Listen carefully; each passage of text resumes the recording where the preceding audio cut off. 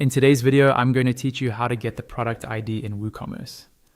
Knowing the product ID is really important when you're working with shortcodes, custom code, or certain plugins that ask you to enter a specific product. The good news is, it's actually very easy to find once you know where to look. I'll walk you through two simple methods, and you can use whichever feels more convenient.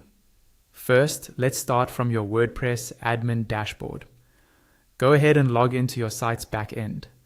Once you're in the dashboard, look over at the menu on the left-hand side. Find the option labeled Products. Don't click it yet. Instead, hover your mouse over it. A small submenu will appear right next to it. From that submenu, click on All Products.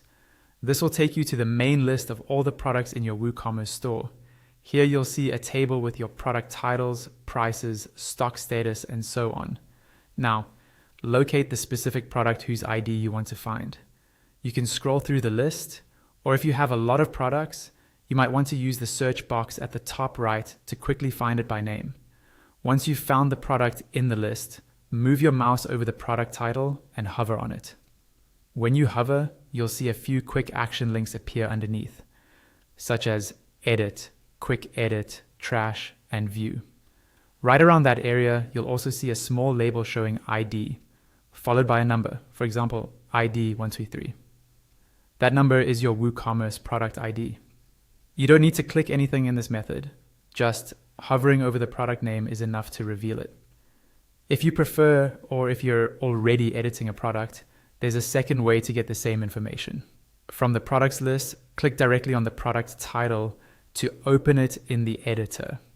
Wait a moment for the editor page to fully load. Once it's open, move your attention to the address bar of your browser at the top of the screen. You'll see the URL for this product's edit page. In that URL, look for the part that says post followed by a number.